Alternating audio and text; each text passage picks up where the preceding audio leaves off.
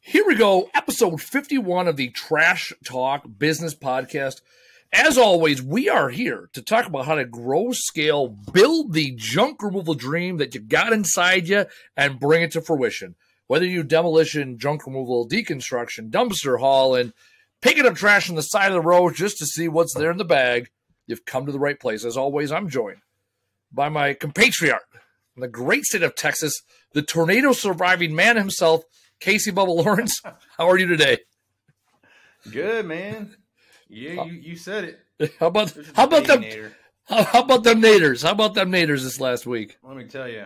So what's crazy is we didn't really know that it was happening until after it happened, and then someone in our neighborhood posted that video. Yeah, I was like, holy shit, that's like 3 streets behind us. Yeah, that was. I mean, we heard it. Sound like a freight train. Here's the deal: a baby tornado is like a baby shark.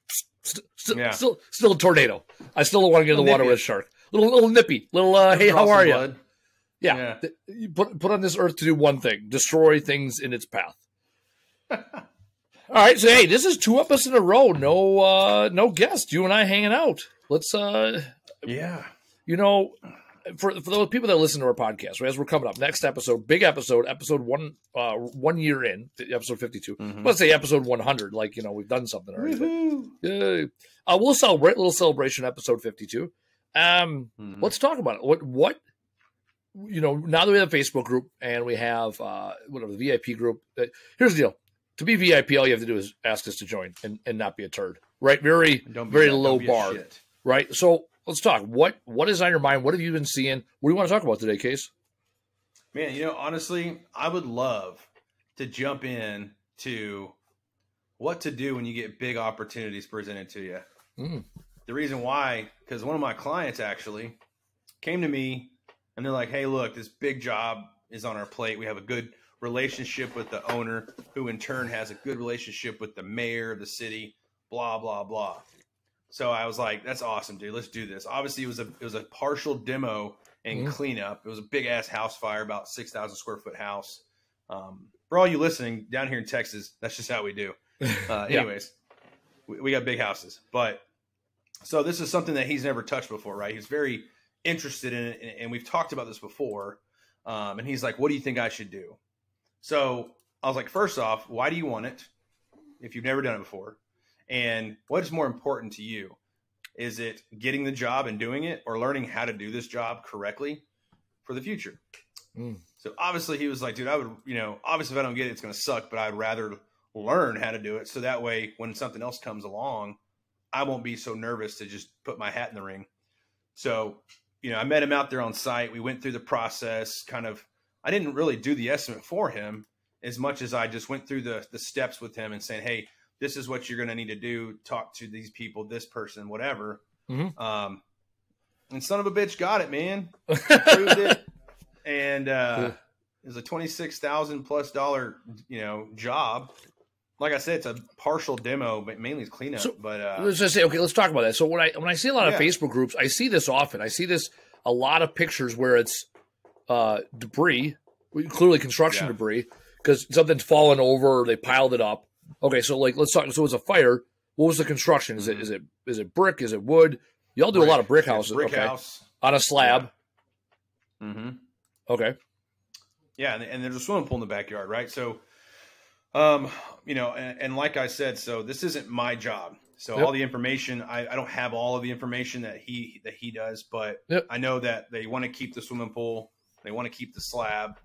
So having to dance around that, you know, it causes issues. You have to look out for that. So, you know, when we approach this opportunity here, I told him, I go, the most important thing here is do the steps all the way through, regardless of the outcome. Even if they say, no, you're too expensive. No, you can't start when we do.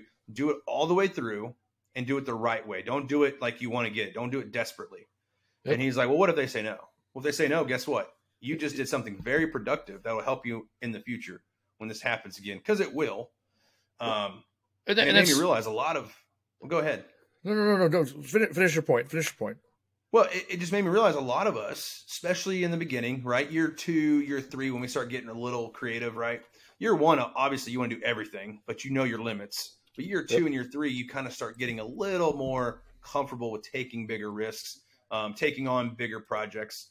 So I realized that the nervousness surrounded by that sometimes causes us to price to get the job instead of price to actually make good business out of the job. And a good saying is, I'd rather hear no than lose my ass, because at the end of the day, and I think you and I talked about this on the phone all the time, it only on the big jobs, hey, it takes one to make it, but also takes one to break you. I'll tell you this: it takes 100 to make it and 1 to break you. Oh yeah, yeah. Especially a big project. That's what I'm saying. The math, the math ain't great, right? It takes 100. Like, well, let's put it in perspective. You said it's a $26,000 job, right? If you're banging out quarter trailers and half trailers at about $250, $300 price point, that takes 100 of those, right? Yeah. Revenue wise and profit, right? Let's make some simple assumptions. 20% profit. You know, after doing $25,000 worth of work, you got $5,000. You know, as I do, you go into a $20,000, $30,000 demo, you can lose $5,000. Easy. Okay, like that, you can sneeze $5,000. Like, here's what's fucked up.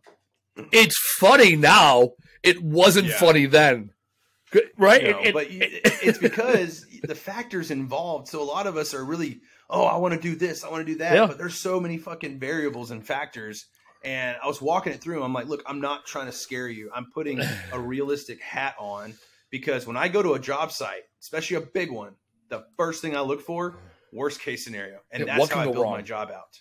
Yep. I go, hey, there's power lines there. Cool. Right? Oh, look, there's a swimming pool. You want to talk about risk? Try dumping an excavator in a swimming pool full of shit and water, or a skid steer. So those are a lot of variables, but also down to the nitty gritty, your numbers, man. Like, for me personally, I love brick, rock, stone, dirt, brush. The reason why, down here in Texas, it's either free or very, very, very cheap to get rid of on a bulk scale. So I can upcharge, like if I have a dump truck of concrete, I know for a fact if I have 5 loads or more, I'll probably be paying about $75 a load, right? But I could still charge $400 a load, and that's fine. No one's going to bark at that.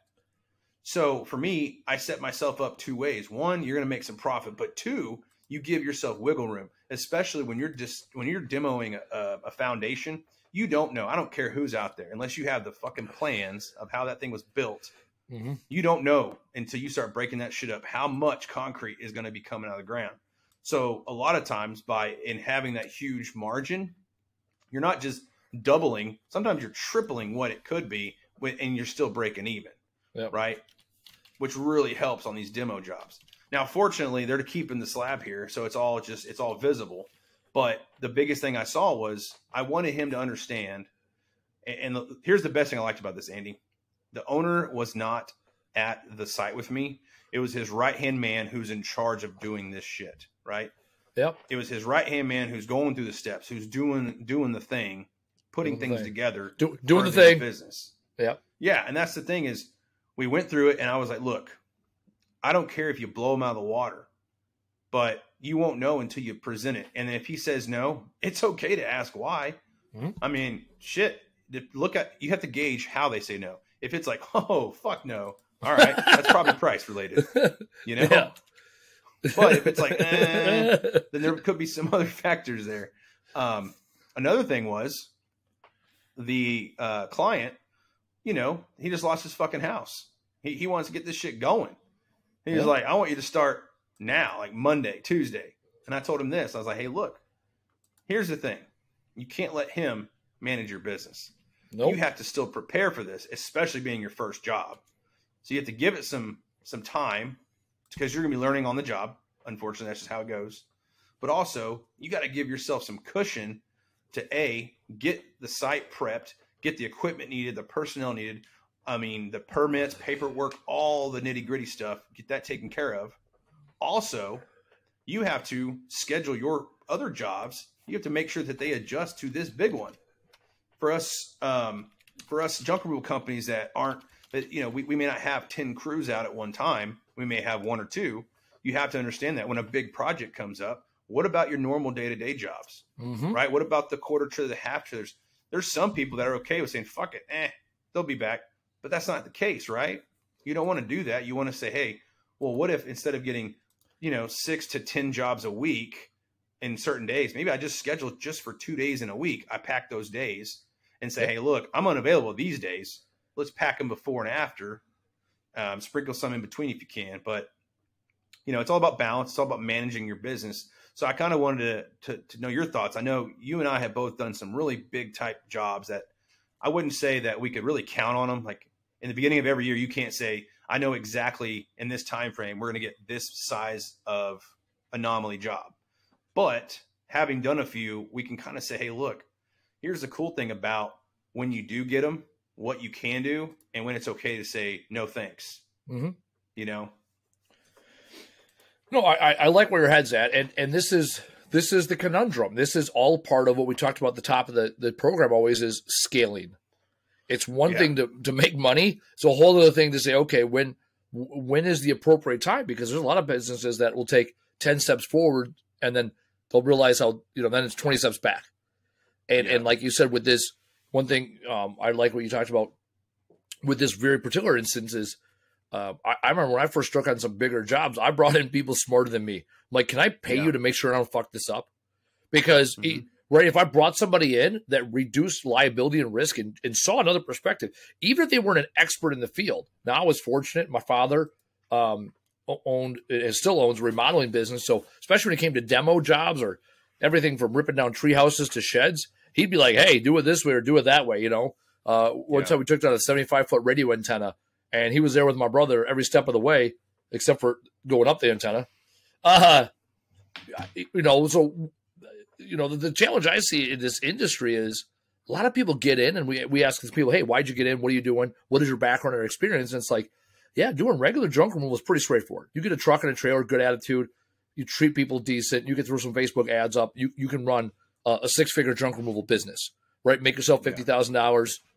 Bring in 100 and a quarter, maybe 100 and a half, and have a business. If you want to get to the point where you're out of the truck, you're scaling, you're taking on bigger jobs, you have to do it methodically. It's like you got to jump in the deep end and wear floaties if need be, or have a lifeguard nearby, right? And that's the thing. You don't get, a lot of people are seeing us now, you and I, as like, oh, you guys figured it out. Well, this is 13 years worth of work. Y'all, 13 years still learning. Correct. I was in the batter's box back in 2009, 14 years now, right? I was in the batter's box in January of 2009. You're seeing 14 years of work and I'm still rounding third. I ain't close to home yet, right? I'm rounding third because there's still plenty of work to be done. And the best choice you can make is when you want to scale up to those big jobs, find resources nearby that have done it. And I'll say that as I do this, we get a lot of people reaching out to us now, and the same thing I'll give people the same thing now that we're getting more and more people reaching out.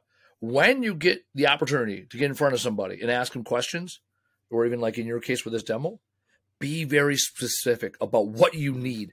Get those 2 or 3 nuggets that are going to impact you today. Not like, hey, I need all the answers, because 14 years of working on this, I don't have all the answers. But I'll tell you what, I got a couple nuggets. And if you tell me what you're struggling on, don't necessarily fit your questions. Man. Correct. Even that. Yeah. Like you got to be specific on what you need in order for people to help you. Like with you, it was pretty obvious. Like, hey, we got this demo job. We ain't sure if we're going to take it. $26,000, yada yada. It's like, okay, well, let's talk this through. What does this look like? Yeah, and that's the thing is, you have to have the attitude of what are you really benefiting from this project, right? So in this case, for instance, let's say they did everything, because the cool thing was they also were receptive. Okay, here's another thing for everybody out there listening. If you have people that you're mentoring or teaching, as well as learning from others, if they're not receptive and you're not receptive, you're not going to get anywhere. You're just wasting time, right? Because a lot of us get calls asking for that quick little, hey man, I got a refrigerator in the back of an alleyway. How much would you charge? That's not beneficial. Nope. I mean, that doesn't really help. Okay, cool. I got the answer to a $75 job. Yep. But when someone's like, hey man, I got this big ass project, I would really love to know how to go about doing this. Well, the real answer to that is, do you want to learn how to do it, or do you want to get the job? Because it's two different plans. And in this case, you know, we met out there. I think this was on Friday. We met out there on Friday, okay, and did the whole thing. And I was like, look, take your time, put it together, communicate with the customer, all right, but also stand by your shit. Yep. Okay, it may look, and guess what? His price, by the way, was actually a little higher than what I suggested, right? Just on my ballpark end. Yeah. And I was like, stand by it though, okay? Because the last thing you want to do is seem unsure of what you're putting out there. So they did it, and this whole time, not to be negative or doubt them. The whole time I said, hey, look, if you walked away from this job right now and they said no, was it worth it? He goes, dude, fuck yeah. I learned so much. I can't wait to get another one. And I was like, see, that's the point. Because the point wasn't just this job. Yeah, let's say you get the job and you do it shitty and you fuck up. A, you could really just close down your business. Or B, it'll hurt and you lose some money and you didn't gain anything. Or that C option, they said no, but man, I'm prepared for the next one. I know what to at least do to get in the boxing ring, right? So I think for us, you know, when you did that VA job back in the day, I'm sure it was full of lessons. Oh my God. You know, and that's the cool thing is for me, I love learning lessons, but I told this guy the same thing. I was like, look, there's expensive and then there's just like patient ways of learning lessons. Unfortunately, most of us go the expensive route. Well, I'll tell you, there's two jobs that stand out to me. I was talking about this the other day to somebody. These two jobs in particular, there's two jobs in our first year that stand out to me. So one was this building where it was cleaning out, and it was a warehouse and a like normal warehouse, and then like this big storage room. And it was these owners that they own like 350 gas stations in our area, and they just have all this stuff from years, right? Everything from gas pumps to company T-shirts and promotional items, right? And everything else in between. Styrofoam cups that were crushed, whatever. They put them to the side and like, oh, we'll get to them eventually. Well, eventually they got a hold of me.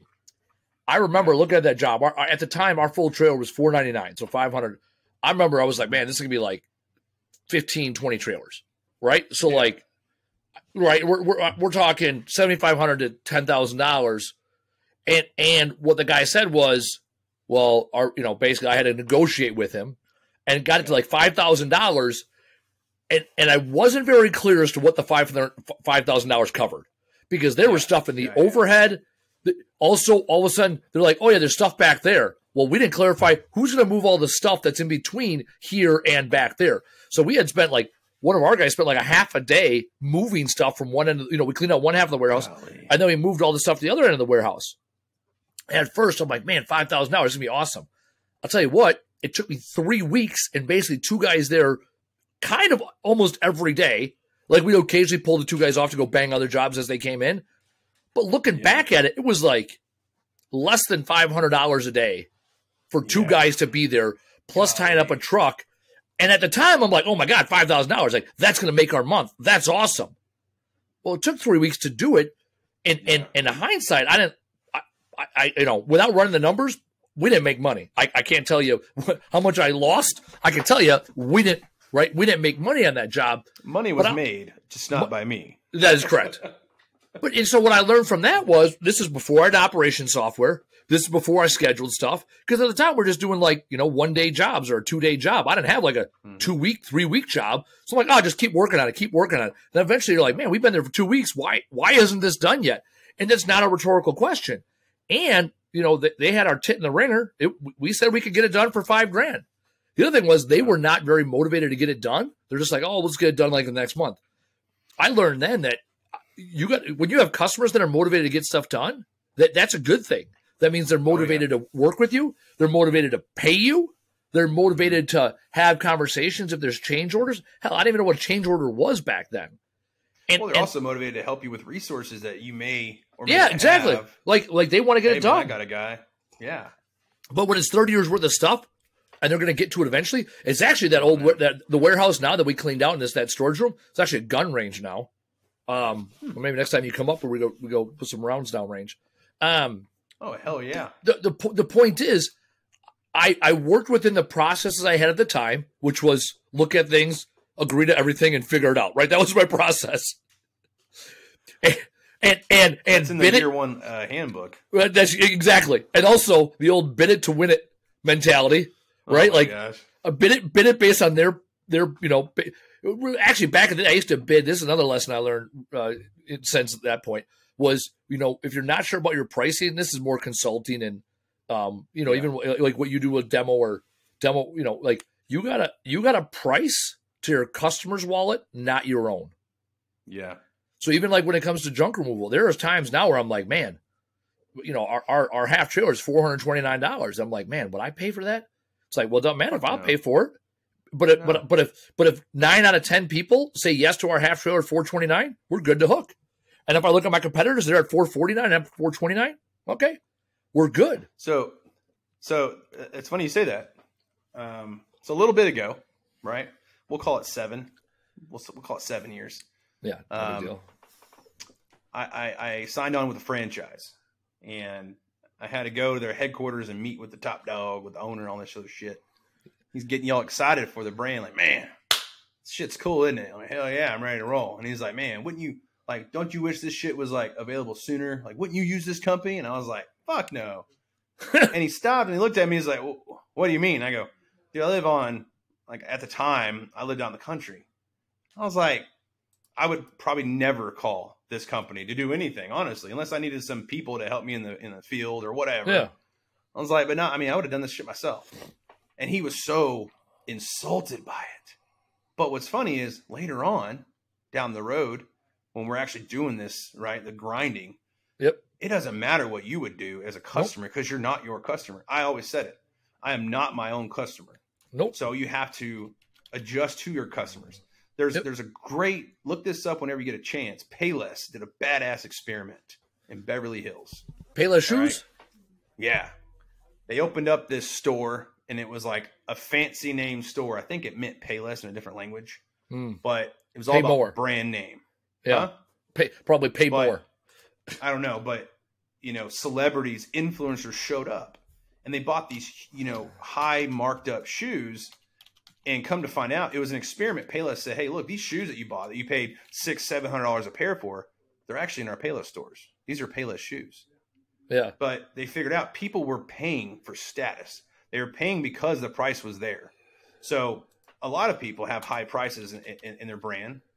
Yep. Instead of worrying about the competition, worry about who it's attracting.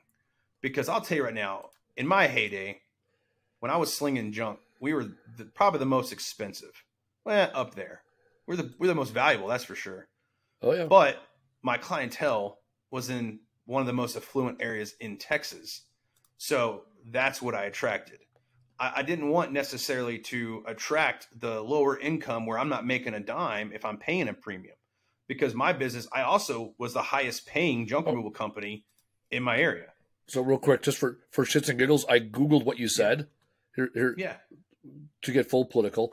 So the store name they used was Palessi. Palessi. Okay, yeah. Palessi. So here's what's funny. So this is Palessi. I'm seeing a couple articles here from November 2018. Here's also this is a total not junk removal thing. When you Google something, read at least 3 articles. Videos, right? At least 3. Because here's what's interesting. Here are 3 headlines. One headline, it says, Payless sold discount shoes at luxury prices, and it worked. That was CBS News .com. Next one, YouTube. This is ABC.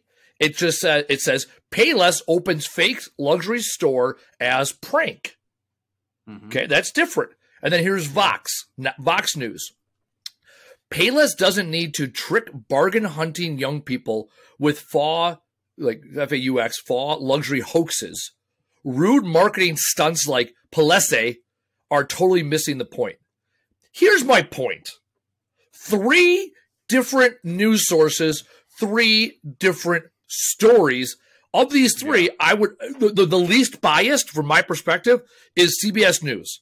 Payless sold discount shoes at luxury prices. That's a fact. And it worked. That's a fact. Right? Yeah. And then Vox is the one that's off their fucking rocker because now it's becoming an opinion piece and I'm not going to read it. I watch actually a lot of Vox, which is more obviously left leaning, but you got to be able to see through the bullshit. Again, this is not really a junk removal, but however, I would say this. This is actually I will tie it to junk removal.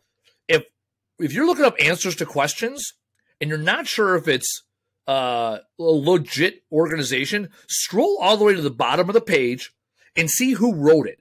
Because we already know that if you're like, oh, top 10 junk removal companies in your area, it's going to be Thumbtack or Yelp. It's not the top 10. It's their version of a top 10, right?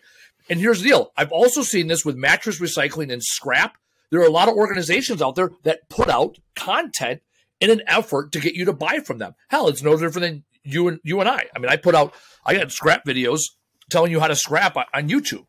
Now, and I'm a consultant. I'm very open and honest. You got a question about scrap? Call me. I'll give you first 15 minutes free. After that, the clock's running, right? That's how simple that is, you know? But just be very conscious whenever you Google anything, especially marketing stuff. I see all the time, hey, best ways to market. Like they'll be like, hey, here are the top 10 ways, and like 7 of the 10 are digitally based.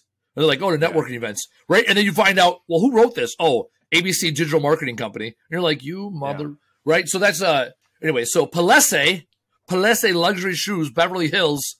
To your point, I like what you said there, Casey. You said, hey, we weren't the cheapest guys. We ain't about talking about being cheap. Who provides the most value? Yeah, and I can tell you, as of today, I'm going to double check because I knew we were coming up. I'm really excited about this. When I can announce it, we're almost there. Oh my God, we're on the cusp. Let me tell you something, Casey. We are on the cusp of greatness. Today, we have 599 Google reviews with a 5-star rating at Camel Crew Junk Removal. I knew we were like 594 at the end of last week. So we're on the cusp of 600 reviews with a 5-star rating. Now, there is a 4 or 1 or a couple 4s mixed in there. There's a 2 because there is, right? My point being, right, because there is, like, there's not a, I might read it live on the air here. Well, live as in you and me live. The point is, when it comes to value, 599 people voted and 595 of them said awesome. Here, there is a total. Here, I'll break it down. 599. There are three 2-star reviews. So that is 0.5%. There is 1 3-star review. And there is 4, 5, 6, 7, 8, 9, 10, 11 4-star reviews. Actually, one of them here's one. This 3-star review. Actually, I really like this. The guys were polite and nice, but they damaged my home's aluminum siding, and they have yet to contact me regarding the siding repair. Like, that actually, and actually, I do know this particular individual. We did fix that, and at that point, we had not. Well, you know what though? That's a 3-star review. I'd argue that's a 1-star review or 2-star. We're happy to get a 3-star review out of a project. So that one there was a gazebo enclosure, right? Talk about jobs that are outside your scope. That was when Ken. I remember Ken had first started because it was like his first like, oh, what the hell happened here?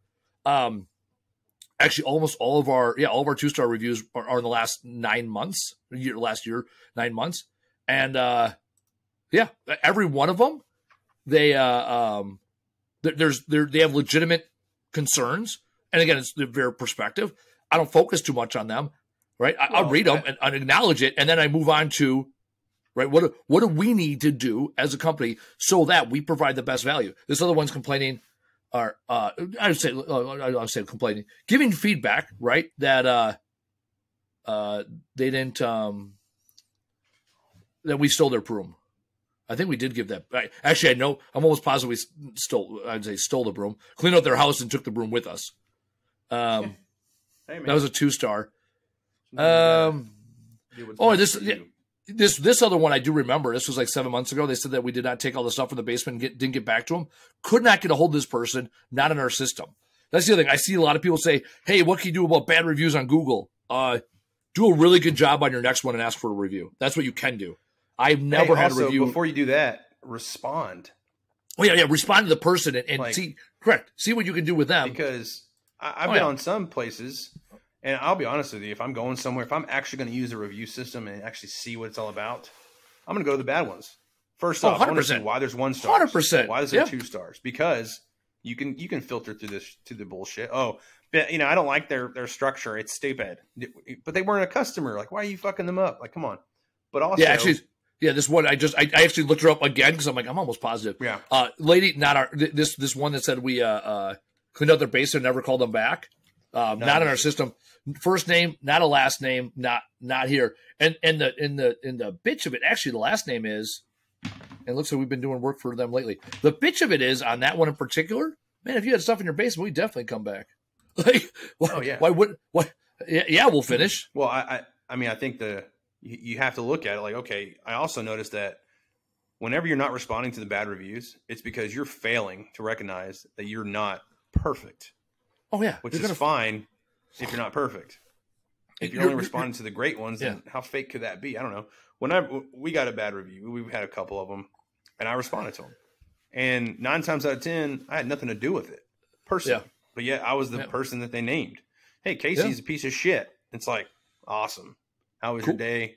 How can we make it better? Whatever, all that bullshit. But you got to respond to them, even if they're bad reviews, man. You take the good with the bad. So actually, to that point, we hired a marketing company to respond to all of our reviews. Because also responding to review, because literally they just bank. It's part of and stuff. Well, right, because it supports your SEO. It's more words saying about the things you do.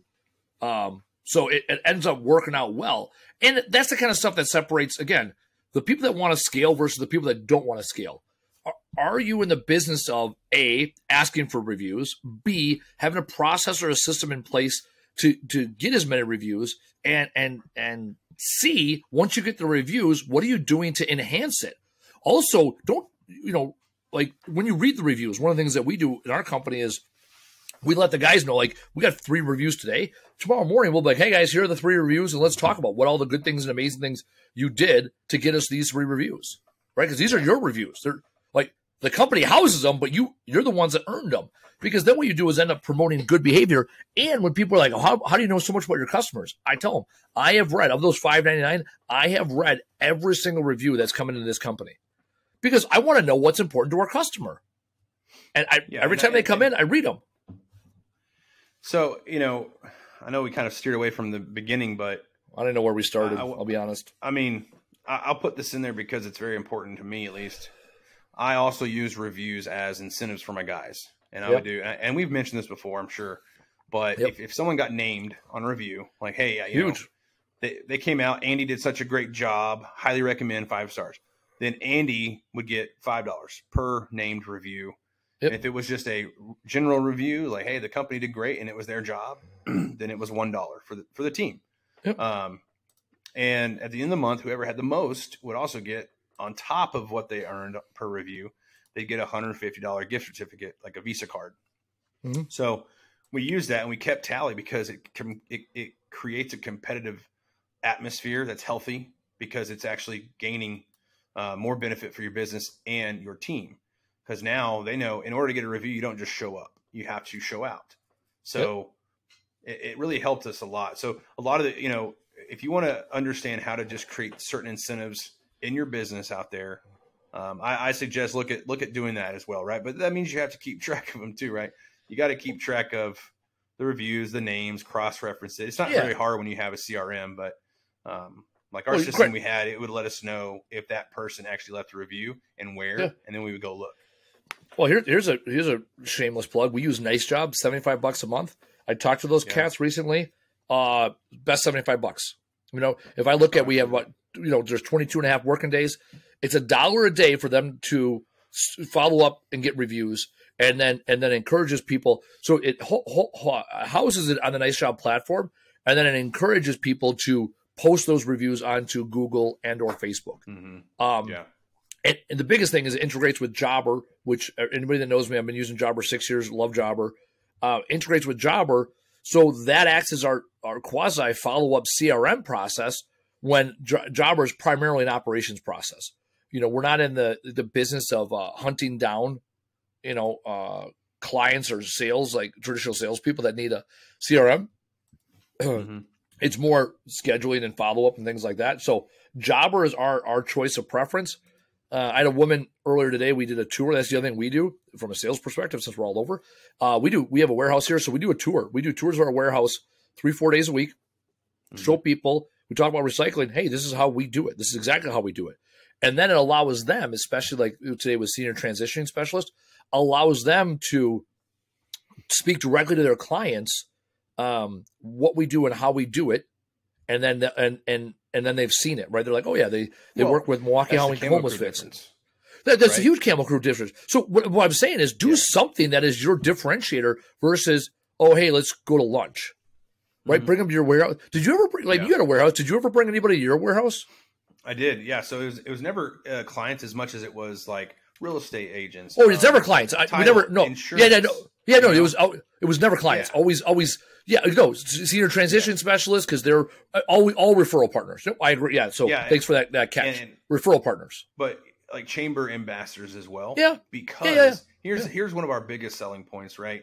Because we made sure, like here's the other thing, you have to back your shit up, right? If you say something, you got to make sure you're doing it legitimately. But we were recycling, we were donating, we were reselling, but all in all, we were ultimately keeping up to 85% of everything we pulled off of jobs out of the landfill. So when the mayor or whatever, and they're like, you contact, hey, come on by, I'll show you the front office, the recycling. I'll go take you to the yard and show you what we do with all the brick, concrete, brush. Hey, we have a container full of mattresses. We actually have a mattress company that recycles them. Every time the container's full, they have a truck come out here, load them up. And what that does is it gets them that extra edge. Hey, call these guys, because they're not just green. They don't just take care of you, our community. They take care of the environment. They donate to these different nonprofits. I think at one point in time, dude, we were doing something with like 20 different nonprofits / charities. Yeah. And the other thing is, now is the perfect time, right before spring. If you want to get that extra boost, I would send yourself as a business owner or your right-hand man. I'd start sending them to grand openings, ribbon cuttings, nonprofit charity events, because right now you have the time, but also they're going to remember that shit come springtime and people are coming to them. I actually, AJ, his office is next to mine. He's our business development manager. I stress to him, ribbon cuttings, because all the people, all the players are in town. It's 20 minutes, half-hour commitment. Yeah. You get in the picture. You get lunch out of it. Because normally it's around 11 a.m. or like 3 or 4 p.m. Right? You get a little snacky poo out of it, and you meet other people instead of cold knocking or cold calling. You're meeting. You can meet 30 people in 30 minutes, right? Maybe not having full blown conversations. You met Augie, right? When you were down here, he replaced Paul. Oh yeah. So my operations manager. So we had a rule. If we were ever in the office, and it was me and our operations manager at the same time, both at the office, we were in the wrong. Someone needed to leave. Yep. At no point in time do both of those positions need to be at the same place. That's correct. That was a rule. I like that rule. I've never said that, but I know I like that rule. Well, it's because you walk in, you're like, well, what are you doing? Like the last thing, do you really, like Andy, if you get into your office right now, do you really need to go up to Ken and ask him what he's doing right now? Unless you specifically have a task for him, but do you really need to go, hey, what are you doing right now? No. Oh, dude, I am, and the thing is, I am absolutely guilty of that shit. Right, well, we all are, and that's the thing is, at the same time, right? Like we made it this way. Like if Augie saw me in the office, he would say hi. He would say, "What's going on, sir?" And then he'd leave. Yeah, because he knew the rule. So that means now he has to go do something productive with his time, because now I'm in the office. So I also suggest that for all you out there who have, if you have some gunners out there, make it a rule. Hey, at no point in time are we both in the same office unless we're having a fucking meeting. No, I agree. I love that rule, because you're right. Like, why do we both need to be here right now? Well, we don't. And that's the other thing is, when you're trying to replace yourself, like this is the biggest thing for the demo job that I went on with one of my clients is it wasn't the owner of the business. He wasn't there. He had his right-hand man doing it, because ultimately he wants his operations manager to know all of this stuff, because in the future, when these pop up, guess who's dealing with them? His operations guy, not the owner. That's how you take yourself out of your business. Don't get scared. Look, a lot of people are like, well, what if they leave and start their own damn company? Who the fuck cares? Replace them. Like, it's going to happen regardless. You can't stop it. I tried. Like, believe me, it happened to me after 3.5 years. Taught him everything. Yeah. And at first I was pissed, emotional, like, fuck this guy, what the hell? But then I got over it and I was like, you know what? I kind of take it as a benefit, as a compliment that I inspired him enough to do it. At the same time, you have to look, okay, well, ultimately I did get what I wanted. I wanted to get to a position. Dude, I was looking at pictures the other day. You know how many times I was like on vacations while I was actually doing junk removal jobs? Yeah. Twice a year. Because I called you all the time and you were never there. But I mean, that's the thing is like, I looked at it, I was like, how can that happen? Oh yeah, because I had people in the right place that were doing the shit inside the business. Yeah. But if you look back in the first year, second year, and third year, not as much because I was way too involved. Yeah. Well, you were owner centric, and we see that constantly in junk removal. You know, when I bring clients on, I talk about repeatable, right? So I talk about processes. Processes have to be systematic, thorough, and repeatable. And people are like, oh yeah. Like I do this, and this. It's like, all right, cool. What are you like? What things happen without you, and how do we get all these things to happen without you? Now, if there's like 5 things at the end of the day that can only be you, like, hey, you go to certain networking events because they want to see the owner. You have to sign the checks because it's your money. Whatever. Like, okay, yeah. There's a handful of things that we're not taking that away from you, right? Beyond that, what can you sub out and who can you sub out to? Yeah, absolutely. And that was actually the main point also for this big job. You know, I told him, I was like, look, if you show up with any of your trailers, you're a fucking idiot. He's like, why? I was like, show up with your truck that's wrapped. Cool. I got it. You don't need your trailers. We're not going to be using them. He's like, what are we going to be using? I'm like, you're going to be using dumpsters. You're going to be using dump trucks. You're talking of this demo job you're talking about. Right. Yeah, the house fire. I was confused. Yeah. So, but I told him, I was like, and most people, now I'm not saying, you know, they're dumb, but most people don't know the difference in, you know, branding and actually advertising. Like, look, you don't have to use your trailers in order to advertise. Like you said, that job you did back in the day, you looked at it like it was 20 trailers. But guaranteed today, you're not going to do 20 trailers if you can put dumpsters in the way. Oh, even when we did so you talked about the VA job. When we did the VA job, that was 100 trailers, to put it in perspective. Yeah. When we did that, we had a truck parked there every day, a box truck. Our box truck, we loaded some material on. Everything else went out in dumpsters. So we basically had 3 dumpsters that were sitting there. So we had a scrap dumpster, a construction debris dumpster, and a MSW dumpster. And then we had a truck there for anything what's that MSW was again? Municipal solid waste. Yes. Why? Yeah, I know. Yeah, whatever. Because I always said it wrong, and you'd always get pissed and correct me, like municipal solid waste. Not well, because you're like trash, garbage. I was like, no, but yeah. I mean, come on, we're classy individuals, right? I'll give you an education. Actually, someone reached out to me today, asking me, hey, if you're going to go contract a waste company like WM or Republic, and you want to go work for them, who do you ask for? A route manager. Because they refer right there that person that's in charge of the trucks is a route manager. Yeah. You have a better chance of meeting the right people when you use the language they use. So, yes, a couple waste industry terms that you need to familiarize yourself with, right? Route managers, landfill, right? And you can either call the landfill the fill or the hill for short, layman's term, or a transfer facility. If you call it the junkyard or the garbage hill or the dump. Oh my God, the dump. That's probably the least proper nomenclature. I'm going to the dump. All right, easy, killer.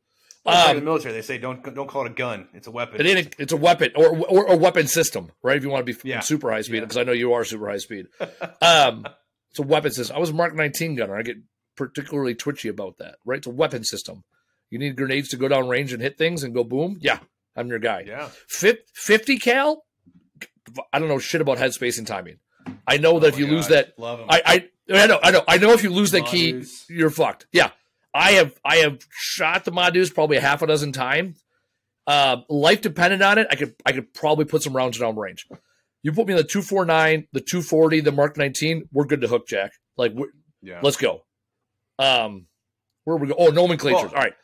Hold on. Let me finish my nomenclatures before I forget. Hold on. Go ahead. Yeah. I know.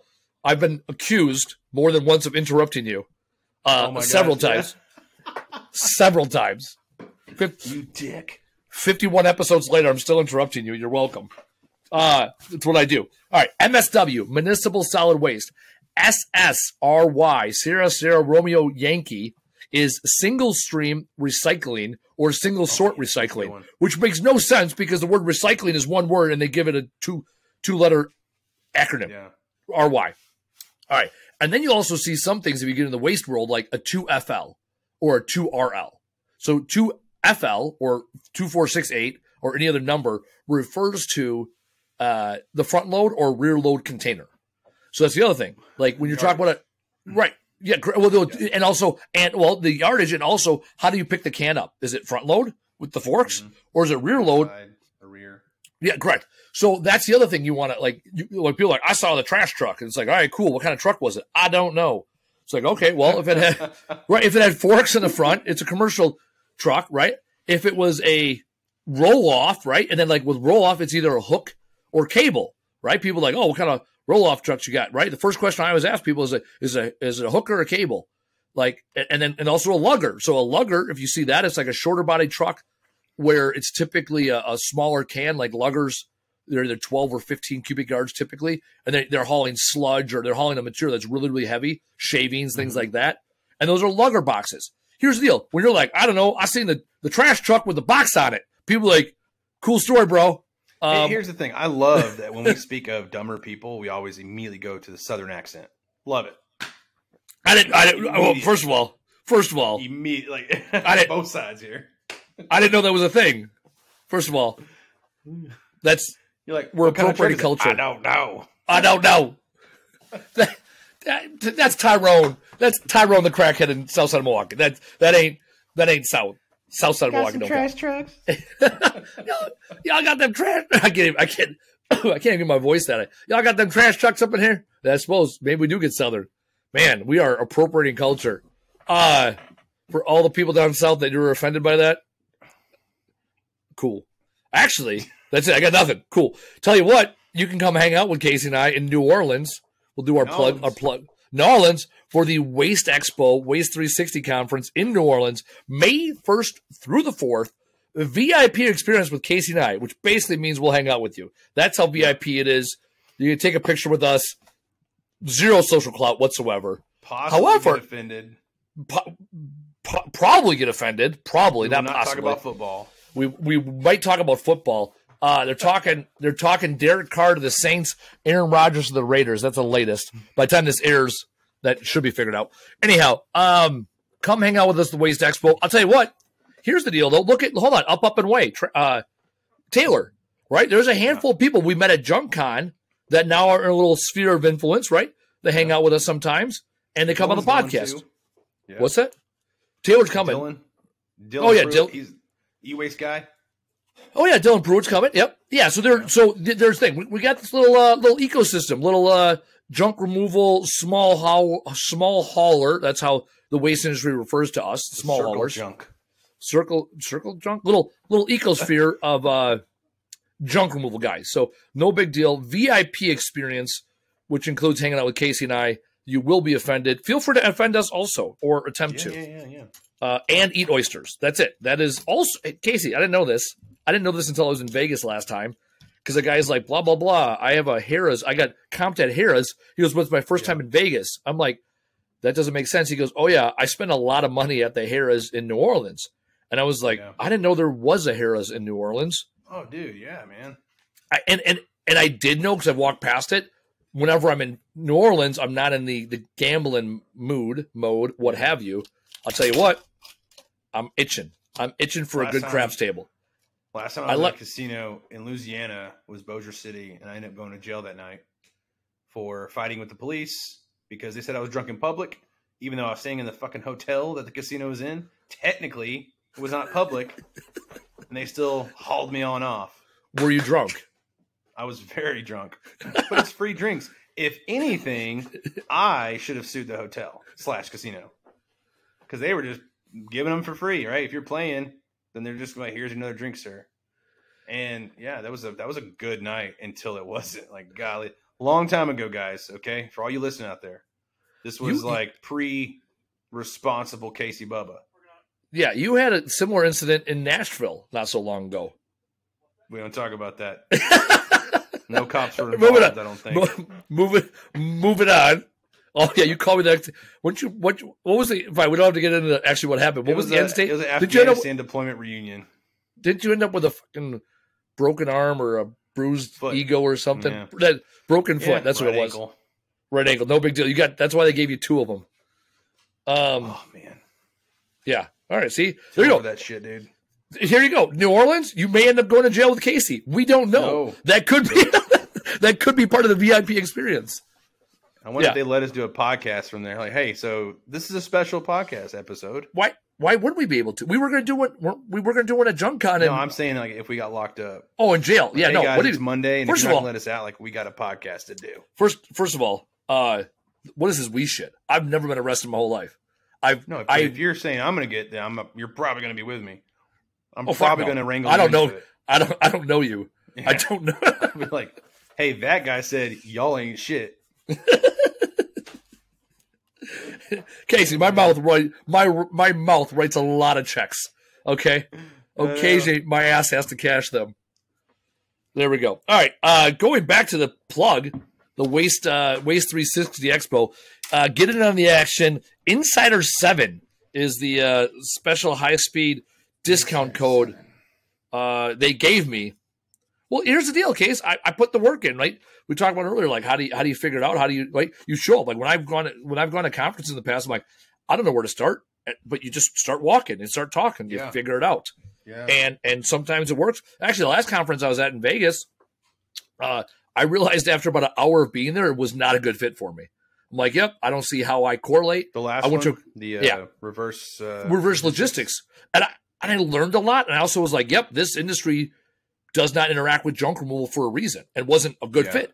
And the one before that, which was the National Waste and Recycling Conference, I made a great connection that could lead to 6 figures of revenue a year. So it's like, you got to shake them dice, right? And just keep showing up. Now, this one here, the Waste 360 one, I know there's good people here because I went to it last year. I met good people. And now it's a chance to double down on my relationships with those people. I also get to speak. They're giving me a microphone, believe it or not, to talk. That's enough right there. That's enough right there. Let me tell you something about the microphone, Case.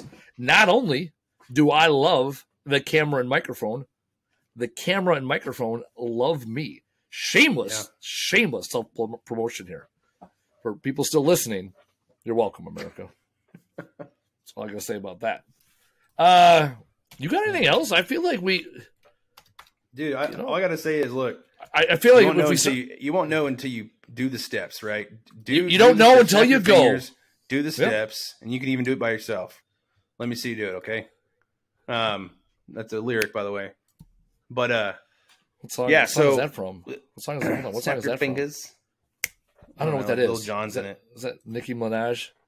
I don't know what Nicki Minaj is. But seriously, this is one takeaway I want to put out there. Like, just because it may be out of your scope, if it's a big ass job, whether it's demo or a junkyard cleanup, go through the steps.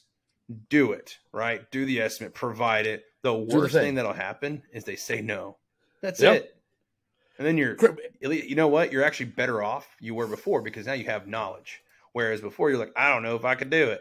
Back to the Southern accent. Jesus. Yeah. Wait, hold on. Yeah. You accused me of doing the Southern accent thing. That was egregious. I feel semi-offended having been born in Georgia. Semi-offended. Oh, actually, hey, the other thing. That's my top takeaway. All right. It goes by my adage at life, which is do the thing. Right? Get out there, do the fucking thing, and learn from it. So, and the other thing is 51 episodes in, there is still plenty to learn and to understand and to grow. And even you said, right, we are still learning. Right now, we're learning how to become better trainers, teachers, and also listeners, right? Because it's for so long it was, we had to figure it out, we had to learn it. And now it's like, well, hold on, we can take a step back, listen from others and how are they doing things, and then how do we incorporate those best practices and roll them out to everybody else here on the podcast. So it's been another great episode. Next week, we're going to celebrate 52 episodes coming up in the future in the VIP world. Come hang out with us there. Because not only are we going to start answering more and more questions within the VIP world, we will also, starting in April of 2023, we're going to start rolling out live episodes. So we're going to look to see, would love to hear from you, the listener, when time and place are best times for you. We typically record these during the day.